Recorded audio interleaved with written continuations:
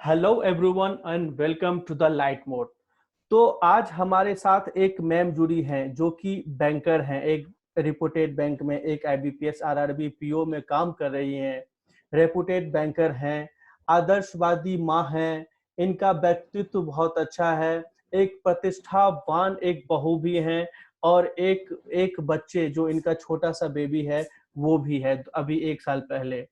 तो आज मतलब कुछ टॉपिक से हट करके हम बैंकर मैम को इसीलिए लेकर आए हैं कि सब कुछ पता चल सके आपको कि बैंक में लाइफ कैसी होती है, काम कैसा होता है, बैंक में किस तरह से कस्टमर डीलिंग होती है, या बैंक का क्या इससे क्या होगा कि आपको बूस्ट मिलेगा, चाहे आप प्रिपरेशन कर रहे हैं तो बैंक में जाने के लिए, या फिर बैंक में अगर आपको जॉब हो गया है तो मैम के एक्सपीरियंस से कुछ आपको अच्छा एक्सपीरियंस मिलेगा।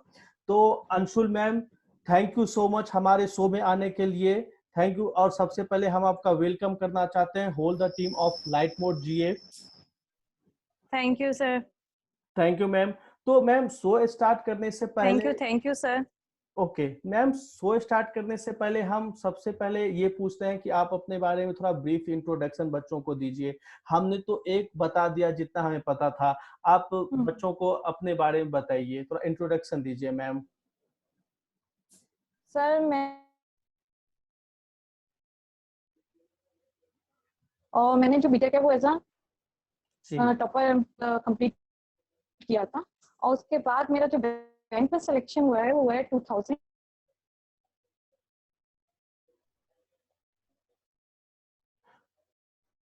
हेलो। हाँ हाँ हाँ हाँ, अब आ गए मैम, टेक्निकल हाँ प्रॉब्लम जी, शायद आ हेलो। गई थी। जी जी बताइए मैम। हाँ जी। हाँ, तो सर 2018 में मेरा आरआरबी पीओ में सिलेक्शन हुआ था बैंक में, जी। पीओ के पोस्ट पे। और अभी मेरा 2 इयर्स कंप्लीट हो गए हैं इस साल, तो अब असिस्टेंट मैनेजर हो जाए, कंफर्मेशन हम्म। चालू हो जाएगा। तो जी। एज अ बीटेक करा और उसके बाद 2018 में बैंक में सिलेक्शन हुआ। उससे पहले मैंने प्राइवेट जॉब की थी आईटी सेक्टर में, और ओके। बीच में पहले गेट एंड आईएएस वगैरह का भी प्रिपरेशन किया था, लेकिन ओके वही है कि उसमें उतना सक्सेस नहीं मिली प्रिपरेशन करने के काफी बाद, तो फिर बैंक में अभी मैम मैम करियर चल आप रहा है। सक्सेसफुल तो हैं लाइफ में, एक बैंक में ऑफिसर हैं, असिस्टेंट मैनेजर हैं, पीओ एक ऑफिसर की तरह होता है। तो क्या होता है ना, सेटिस्फेक्शन सबसे बड़ी चीज होती है कि आप अगर सेटिस्फाइड है अपने हम्म जॉब से तो सब कुछ बढ़िया है हम्म आपके हम्म लिए। तो मैम आप एक बड़े ही रेपुटेड बैंक में आप जॉब कर रही हैं। तो मैम बैंक में जैसे कि सब जानते हैं कि बैंक में काम करना हमारे समाज के लिए भी, हमारे रिश्तेदार के लिए भी, फैमिली के लिए भी हम्म बहुत अच्छा होता है कि उनका कद भी ऊंचा होता है और हमें प्रतिष्ठा के निगाहों से भी देखा जाता है। तो मैम इस बारे में हम्म आपका क्या कहना है कि आपका 2 साल का एक्सपीरियंस हो चुका है, आपका रेपुटेशन के बारे हम्म। में क्या कहना है कि आपके घर में, परिवार में, समाज में किस तरह से रेपुटेशन है? नहीं, बैंकिंग जॉब का रेपुटेशन तो है, सोसाइटी में तो एक स्टेटस है ही कि अगर आप किसी को बताते हैं कि भाई हम बैंक में जॉब करते हैं, तो एज अ गवर्नमेंट जॉब भी मतलब बहुत इंपॉर्टेंस है। उसके बाद बैंक की जॉब, चाहे मतलब किसी भी फील्ड में हो, गवर्नमेंट जॉब सेफ है, तो बैंक की जॉब उस कैटेगरी में आती है कि एटलीस्ट जॉब सिक्योरिटी तो है। चाहे बाकी केसेस में होना हो, लेकिन जॉब सिक्योरिटी तो है, तो इसलिए सोशल स्टेटस तो इसमें मिलता ही है, स्पेशली कि आप बैंक में जॉब कर रहे हैं, तो वो तो एक प्रतिष्ठावान जॉब तो है। हाँ मैम, जैसे कि आप बैंक में जब से ज्वाइन करा आपने, तो ये बैंक में या सरकारी नौकरी आपको करनी थी, ये ख्याल आपके दिमाग में कब आया, कब ऐसा हुआ कि आपको सरकारी नौकरी करना है, चाहे गेट के थ्रू हो चाहे ये एस हो? जी। ये तो सर जब फाइनल ईयर में बीटेक में थी, तभी मतलब माइंड में आ गया था। मतलब फादर की तरफ से था, उन्होंने काफी मोटिवेट किया था कि मतलब प्राइवेट में नहीं जाना है, आप चाहे कितनी भी स्टडी कर लिए ये। लेकिन वो भी मैं, क्योंकि एक्चुअली मेरे पापा भी स्टैटिस्टिकल ऑफिसर हैं जी। यूपी गवर्नमेंट में, तो जी। फिर उनका भी हमेशा से था कि गवर्नमेंट मतलब गवर्नमेंट जॉब जो है वो ज्यादा सिक्योर है रेदर देन प्राइवेट जॉब। तो मेरा थोड़ा स्टार्टिंग में था, लेकिन उन्होंने हमेशा से मुझे मोटिवेट किया, तो फिर 12th के बाद, वो बीटेक के बाद से ही मेरा था कि नहीं, मुझे गवर्नमेंट सेक्टर में ही अपना करियर बनाना ओके मैम, जहां तक मुझे पता है कि आपकी शादी 2016 में हो गई थी, है। जब आप एक जी जी आईटी जी आईटी कंपनी में आप काम कर रहे थे, जी जी उसके जी। बाद आपने बैंक का जॉब क्रैक कर लिया। तो मैम हम्म कितना ये क्या देख सकते हैं कि जॉब करते हुए, अपने हस्बैंड को देखते हुए, अपने मतलब कि ससुराल हम्म में रहते हुए, कितना डिफिकल्ट किसी के लिए हम्म। कोई भी एग्जाम का प्रिपरेशन करना होता है? तो देखिए डिफिकल्ट तो सब कुछ है, अगर हम नॉर्मल हम ये सब केसेस छोड़ते हैं तो भी इजी तो कुछ भी नहीं है, लेकिन डिफिकल्ट तब तक है जब तक कि हम उसको डिफिकल्ट मानते हैं, और चैलेंजेस को क्रैक करके ही कोई भी सक्सेस पाई जा सकती है। तो इन सब सिचुएशंस में भी अगर कोई ठान ले कि भाई मुझे ये अचीव करना है, तो चाहे उसे 1 घंटा भी नहीं मिल पा रहा हो पढ़ने का, फिर भी वो अपने लिए 5 घंटे निकाल लेगा, चाहे उन सिचुएशंस में कैसे भी क्रैक करें। तो जी वो मैम। आपके अंदर होना चाहिए। जी, तो ये जो मतलब कि होता है कि एक अंदर में कि हमें एक जुनून सवार हो जाता है कि हमें सरकारी नौकरी लेनी है, हाँ, हम्म। हमें बैंक में जाना ही जाना है, तो ये जुनून जो सवार हो जाता है, तो ये जी जी हमें जी कोई नहीं रोक पाता। तो आपके मतलब फैमिली में कितने जी जी ये जी किन्होंने आपको प्रोत्साहन दिया? आपके हस्बैंड, आपके इन-लॉज़ किन्होंने कितना उनसे मतलब हेल्प मिला आपको इस जी जी। करियर करियर बनाने में? सर फैमिली का सपोर्ट तो बहुत ज़्यादा है, मतलब फैमिली के सपोर्ट के बिना ये कभी भी नहीं हो पाता। पूरी फैमिली मेरे इन-लॉज़ की तरफ से बहुत ज़्यादा सपोर्टिव रहा। मेरे father in law, mother in law, husband, उन्होंने मतलब हमेशा मुझे पूरा मोटिवेट किया पढ़ाई के लिए। इनफैक्ट एग्ज़ाम दिलाने भी मेरे फादर इन लॉ जाते थे, मेरी जॉइनिंग कराने भी वही मेरे साथ गए थे, क्योंकि हस्बैंड को भी इतना टाइम नहीं मिल पाता था। तो पूरा मतलब इन-लॉज़ की तरफ से पूरा सपोर्ट था पढ़ाई को लेके, और अभी भी है। अभी भी सिलेक्शन के बाद मैं जेआईवी, सीआईवी क्रैक किया, तो भी उनकी तरफ से ऐसा कुछ नहीं था, जितना चाहे उतना पढ़ो, मतलब कोई भी ऐसा कुछ रोक-टोक नहीं है। जी मैम, पूरा आपने मोटिवेट करते हैं। आपने जेएआईबी के बारे में बताया, सीएआईआईबी के बारे में बताया, तो इस बारे में जी, जी, मतलब जी। इससे ये कोर्स करने से क्या फ़ायदा है? और एक बैंकर इस कोर्स में कब हुँ। रजिस्ट्रेशन करवा सकता है? सर इसका ईयरली जो है वो 2 बार इसका एग्ज़ाम का नोटिफ़िकेशन आता है, 2 बार रजिस्ट्रेशन कर सकते हैं, एक मई-जून के अबाउट और एक शायद हुँ, नवंबर-दिसंबर के अबाउट। तो ओके, 1 साल में 2 बार ये एग्ज़ाम्स होते हैं, और इसका फ़ायदा फर्स्ट तो यही है कि आपका सैलरी में इंक्रीमेंट हो जाता है, एक इंक्रीमेंट लग जाता है। ओके, असिस्टेंट के लिए सीआईबी के 2 इंक्रीमेंट लगते हैं, जेआईबी का 1। ओके, लेकिन जो ऑफिसर है उनके लिए दोनों के 1-1 इंक्रीमेंट लगता है सैलरी में। फर्स्ट तो ये हो गया कि जो सैलरी मतलब पॉइंट ऑफ व्यू से। सेकंड जो आपका प्रमोशन वगैरह होता है, या फिर आप ऐसा कह सको कि बैंकिंग एरिया में आपका अगर एक पर्सन है जो इसने क्रैक नहीं किया, एक ने क्रैक किया है, तो कहीं ना कहीं उसको ये माना जाता है कि इसको इस फील्ड की नॉलेज ज्यादा है, उन्होंने एग्जाम निकाल रखा है। ओ तो प्रमोशन में अगर विदाउट सैलरी के भी देखा जाए, तो कहीं ना कहीं जो जिसने क्रैक कर रखा है उसको प्रेफर किया जाता है, जिसने ओ नहीं किया उसको। जी मैम, तो क्या हर बैंकर को जेएआईबी कर लेना चाहिए? जैब और कैब हर बैंकर के लिए ज़रूरी है और कर ही लेना चाहिए? आप क्या सजेस्ट जी करती जी हैं? जी जी सर, क्या आप क्वेश्चन रिपीट कर सकते हैं? हाँ, क्या जैब और कैब हर बैंकर के लिए कर लेना चाहिए? आप क्या हम्म। सजेस्ट करेंगी कि जैब कैब कोर्स कर लेना चाहिए बैंकर को? हाँ सर, मेरे से मैं तो ये सजेस्ट करूंगी कि करना चाहिए, और जितनी जल्दी हो सके करना चाहिए। जैसे आपका सिलेक्शन हुआ है, तो ये नहीं कि आपका सिलेक्शन हो गया तो सोच लिया कि नहीं भाई अब पढ़ाई नहीं करनी है, अब तो सिलेक्शन हो ही गया। तो वो है ना कि आपको अपनी नॉलेज को हमेशा अपग्रेड करते रहना है। ओ आपको ऐसा नहीं है कि बिल्कुल तैयारी छोड़ देनी है। जेआईबी सीआईबी तो आपको करना है, जितनी जल्दी आप कर लें उतना बेटर है, ओके। क्योंकि बाद में तो आपकी जॉब ऐसी हो जाएगी, आपको कम ही टाइम मिलेगा। तो आप जितनी जल्दी उसकी प्रिपरेशन करेंगे, उतनी जल्दी निकाल लें, उतना ज्यादा बेटर है। ओके, तो मैम अपने ने छोटे से बैंकिंग करियर में जैब और कैब दोनों एग्ज़ाम निकाल चुकी हैं, तो मैम जैब जी और जी कैब जी। निकालने के लिए बहुत-बहुत कांग्रेचुलेशन आपको हमारे तरफ से, थैंक यू सर। हमारे टीम के तरफ से और आपका आगे भी ऐसे ही थैंक प्रमोशन यू। होते आपका ऐसे भी प्रमोशन होते रहें। तो मैम बैंक में जॉब करना कि जैसे किसी का सपना होता है कि बैंक में जॉब जी कर लें जी जी। और आप अभी बैंक में जॉब कर रही हैं। तो बैंक में कभी-कभी क्या देखते हैं हम, कोई भी कस्टमर अगर आता है तो मान लीजिए कस्टमर कुछ एग्री हो मतलब कि एंग्री टाइप का होता है कि मतलब गुस्सैल होता है कि अगर हम्म छोटे से बताएं कि आपको रसीद ऐसे नहीं, रिसिप्ट ऐसे नहीं, ऐसे भरना चाहिए, या फिर बता दें हम्म। कि आपको इस काउंटर से नहीं उस काउंटर से कैश डिपॉजिट करना है या विड्रॉ करना है या फिर चेक कहाँ पे जमा करना हम्म है या फिर डीडी को किसके पास देना है। तो इस हम्म। कस्टमर को डीलिंग आप कैसे करती है? क्या डिफिकल्टीज आती है इन कस्टमर को आपको डीलिंग करने में?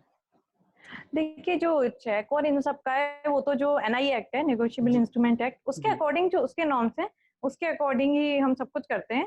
और अदर देन दैट कस्टमर का ऐसा कुछ, तो देखिए सबसे बड़ी चीज है बैंकिंग जॉब का कस्टमर सेटिस्फेक्शन। कुछ भी ओके, हो, मतलब हमें कस्टमर का पूरा ध्यान रखना है कि किसी भी तरीके से उसको इनकन्वेंस नहीं हो, उसको कोई प्रॉब्लम ना हो, उसको किस तरीके से कोई ऐसा ना हो कि भाई आपकी जो बैंक की छवि है वो उसकी नज़र में खराब हो। तो ओके। आपको उसको मतलब सर्वोपरि मान के ही कुछ भी डिसीजन लेना है, और बाकी जो नॉर्म्स हैं वो एनआई एक्ट के थ्रू लेना है। ओके, नेगोशिएबल इंस्ट्रूमेंट एक्ट इसी के जी थ्रू। जी जी ओके मैम, कस्टमर की अगर हम बात करें तो अभी जैसे आपको भी पता है कि इंडिया में मार्च से लेकर के अभी तक 3 महीने में कोविड-19 का जो महामारी आया है, यहाँ कोरोना वायरस, तो जी जिस जी जी जी जिस जी। तरह से इसमें डॉक्टर्स हेल्प करते हैं, नर्स करते हैं, हम्म। हॉस्पिटल स्टाफ करते हैं, पुलिसकर्मी करते हैं, तो बैंकर्स को भी इसमें हम किसी भी तरीके से पीछे हम नहीं रख सकते। क्योंकि कंट्री से इकोनॉमी को लेकर के या फिर घर की इकोनॉमी हो, बैंकर बहुत ही बड़ा योगदान निभाते हैं। चाहे हमें ही कुछ ज़रूरत है, जी घर जी की जी कुछ जी यूटेंसियल लेना है या फिर कुछ वेजिटेबल्स परचेज़ करने हैं, तो हम एटीएम जाएँगे, वहाँ से कैश विथड्रॉ करेंगे या फिर बैंक जाएँगे, वहाँ से कैश लेंगे तभी हम कोई काम कर सकते जी हैं। जी जी इस मुश्किल जी घड़ी में जी आप जी लोग हमेशा बैंक जाते हैं, ना कि अपने तबीयत का फ़िक्र है आपको, बस फ़िक्र है तो कस्टमर का हम्म। सैटिस्फैक्शन का, जैसे आपने ही बोला। तो इस मामले में हम आपको एक बार और बताना चाहते हैं कि आप सैल्यूट करना चाहेंगे, जिस तरह से मतलब जैसे हम थैंक यू पुलिसकर्मी सर। को जिस तरह से पुलिसकर्मी को हम सैल्यूट करते हैं, जिस तरह से डॉक्टर्स को, उस तरह से एक बैंकर को भी करेंगे। क्योंकि ऑनरेबल प्राइम मिनिस्टर ने लास्ट वीक में 20 लाख करोड़ का पैकेज अनाउंस किया था भारत भारत जी जी जी आत्मनिर्भर जी। भारत की तरफ। तो आत्मनिर्भर हम्म। भारत में चाहे एमएसएमई सेक्टर हो, चाहे बिजनेस हो, चाहे सर्विस सेक्टर हो, उसमें क्या होता है ना कि आप ही के थ्रू हर सेक्टर में पैसा जाएगा, चाहे आप लोन दे रही हम्म। हैं, चाहे ये दे रही हैं। इस बारे में हम्म। आप क्या कहना चाहेंगे कि मतलब अम,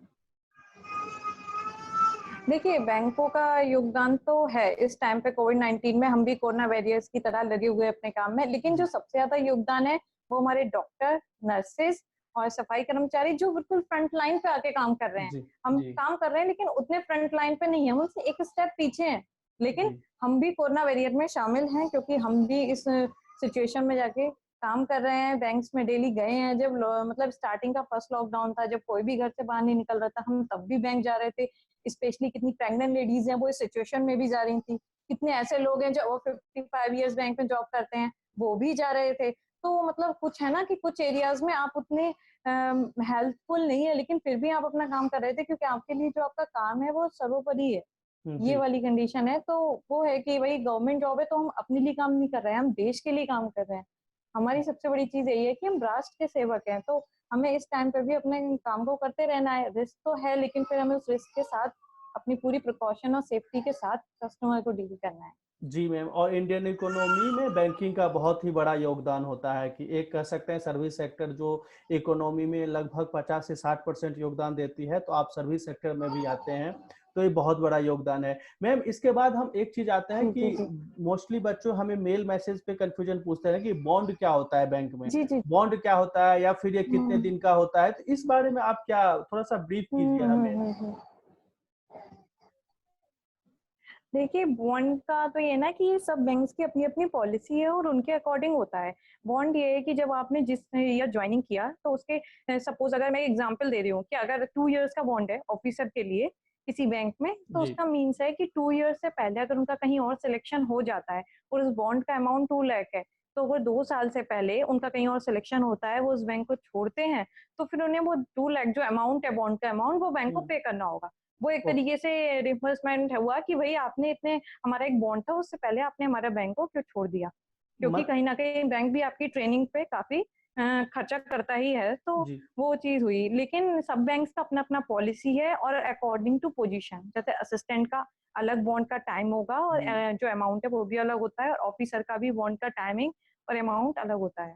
तो तो उन दोनों के अपने-अपने बैंक्स की पॉलिसी के अकॉर्डिंग बॉन्ड का टारगेट रखा जाता है। तो जैसे कि बच्चों मैम ने बताया कि बॉन्ड का एक तरह से सिक्योरिटीज है कि आप सिक्योरिटीज के तहत बैंक पहले ही आपसे हुँ, करार करवा लेती है कि अगर आप छोड़ के जाते हैं तो जो भी अमाउंट होगा हर एक बैंक का अलग अलग होता है, जैसे मैम का ही हुँ, कहना हुँ, है। और पोस्ट का भी अलग अलग होता है, चाहे वो असिस्टेंट मैनेजर हो, चाहे पीओ हो, चाहे हुँ, ऑफिस हुँ, स्केल 2 हो या फिर क्लर्क हो, सबका अलग अलग हुँ, होता है। जी, जी, जी। जी मैम, थैंक यू इस डॉट को क्लियर करने के लिए। हुँ, बच्चों हुँ। को भी काफ़ी मतलब मेल हमारे पास आते हैं, तो ये डॉट लगभग क्लियर हो गया होगा। उसके बाद एक चीज़ हम आते हैं जो अच्छा, अच्छा। ख़ास करके हम बैंक में देखते हैं, एक चेक के बारे में। चेक में क्या होता है, कभी-कभी कोई कस्टमर ओवर राइटिंग कर देते हैं, कोई जैसे आरबीआई का गाइडलाइंस है कि आप चेक में बिल्कुल ओवर राइटिंग ना हुँ, करें। हुँ। कोई लाइन जैसे होता है कि कॉर्नर पे डबल लाइन होता है या हुँ, हुँ, सेल्फ हुँ। चेक होता है। तो इसमें आपके आपके अगर बैंक हुँ, में हुँ, कोई हुँ। कस्टमर आते हैं तो इसके लिए आप क्या बोलते हैं उनको कि अगर चेक में ओवर रेटिंग हो जाती है तो फिर क्या उसका गाइडलाइंस है? तो देखिए, ये तो ओवर रेटिंग का जो केस है, तो उसमें तो जो चेक है वो जो एनआई एक्ट के थ्रू ओवर रेटिंग का चेक हम लोग नहीं लेते हैं। नहीं लेंगे, ओवर ठीक। रेटिंग का चेक नहीं ले सकते हैं, लेकिन ये है कि ये उस टाइम पे अकॉर्डिंग टू उस टाइम पे जो मैनेजर है उन पे भी डिपेंड करता है, या फिर कस्टमर किस टाइप का है इस पे भी डिपेंड करता है। क्योंकि कुछ जगह पे क्या होता है कि कटिंग होती है तो सिग्नेचर करा के मान हुँ, लेते हैं अगर ऐसा वाउचर वगैरह पे, तो ये डिपेंड करता है टोटली टू ब्रांच और बैंक टू बैंक, लेकिन नॉर्मली कटिंग का चेक अलाउड नहीं है, उसको नहीं लिया जाता है। जी मैम। मैम अब हम थोड़ा-सा बैंक के टॉपिक से उठ उठ करके ये आते हैं कि मतलब आपके पास एक छोटा-सा बेबी है, मतलब कि हम जहाँ तक जानते हैं शायद 1 साल जी, हुआ जी, होगा, जी। 1 साल हुआ होगा। जी, तो जी, एक जी। माँ भी है, जी, जी। आप एक पत्नी भी हैं, एक बहू भी हैं, तो क्या जी, डिफ़िकल्टीज़ जी। होती होगी आपको कि आपको अपने बेबी को तैयार करके ही बैंक जाना है, हस्बैंड से बात करके ही जी, बैंक जी, जानी जी। है, फिर आना है तो जी, जी। फैमिली में मम्मी-पापा से भी फ़ोन पे बात करनी है, जी, तो जी। क्या जी, जी, डिफ़िकल्टीज़ जी। आपको आती है इसमें? सर डिफ़िकल्टीज़ तो हैं, लेकिन ये है कि जो ड्यूटी जैसे हमारी घर में है, तो वैसे ही ऑफ़िस की ड्यूटी है, जो ऑफ़िस जाते हैं तो हम घर के बारे में नहीं सोचते हैं। तब जितने टाइम वहाँ रहते हैं तो अपने सब काम करने हैं, टारगेट अचीव करने हैं, सब काम करने हैं, और जब हम घर पे आते हैं तो ऑफ़िस के बारे में नहीं सोचते हैं। तब जो घर की रिस्पॉन्सिबिलिटीज़ हैं वो सारी फुलफ़िल करनी है। तो ये है कि दोनों में वर्क लाइफ़ बैलेंस बनाना तो एक बहुत ज़रूरी है, क्योंकि ये कोई एक दिन का नहीं है, ये तो हमेशा रहेगा। तो आपको सारी ड्यूटीज़ अपनी फुलफ़िल करनी है, क्योंकि एज़ अ मदर आपकी ड्यूटी भी बहुत बड़ी है। जी। क्योंकि आपको पूरे एक पर्सन है जिसको तैयार करना है आगे आने वाली जनरेशन के लिए।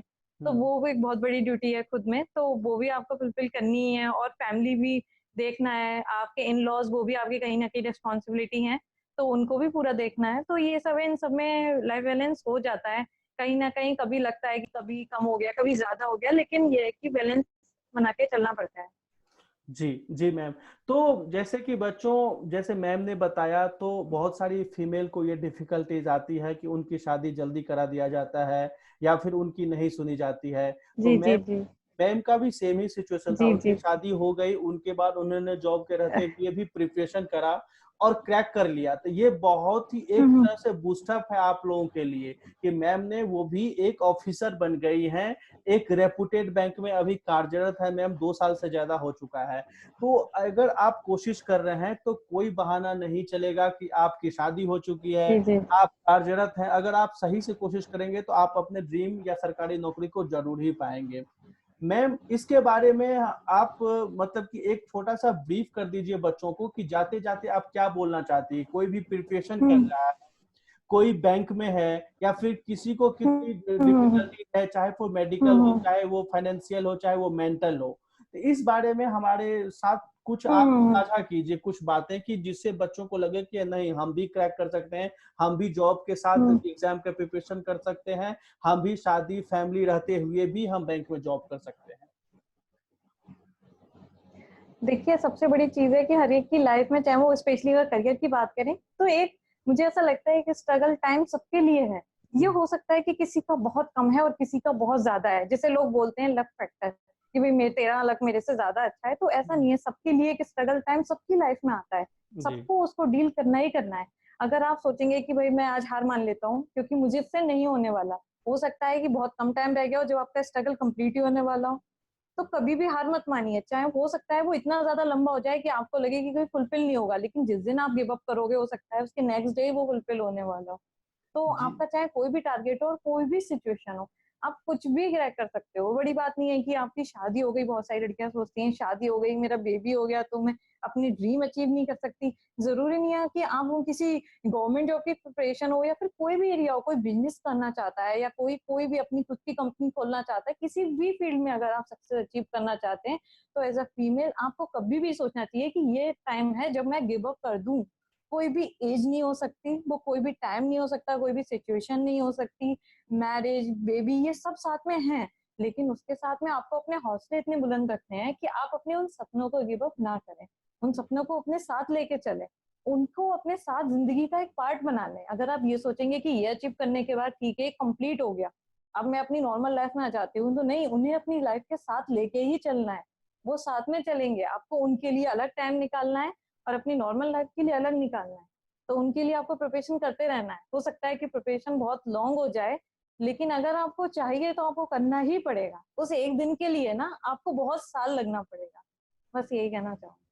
ओके, तो जैसे मैम ने एक सम ऑफ आपको बता दिया कि कोई भी बहाना नहीं चलेगा, अगर आप में हिम्मत है, जोश है, जी, जज्बा जी, है, जी। जुनून है। मेहनत तो आपको करनी ही पड़ेगी। जी, तो मेहनत तो करनी ही पड़ेगी और मेहनत करेंगे तो आपको ठेस नहीं लगेगा। मेहनत का फल मीठा ही होता है, वो हमेशा ही होता है। जी, जी, जी, जी। मैम, आप इतनी सारी बात हमारे साथ शेयर की, आप इसके लिए बहुत-बहुत थैंक यू आपका। हमारे साथ बात करने जी, के जी। लिए, थैंक यू सर। अपना एक्सपीरियंस साझा करने के लिए बहुत-बहुत धन्यवाद मैं कहना चाहूँगा। और मैम, आप जहाँ भी हैं अभी, आप जी, खुश जी। रहें। अभी कोविड-19 है, आप बैंक में जा रही हैं तो आराम से कस्टमर डीलिंग करें, जी, जो भी जी, जी। गाइडलाइंस है आपका तो आप तो जी। पालन कर ही रही होंगी। हमारे तरफ से, हमारे दर्शकों की तरफ से, हमारे जी, जी, एक्सपीरियंस जी। की तरफ से आपको ऑल द बेस्ट आगे करियर के लिए।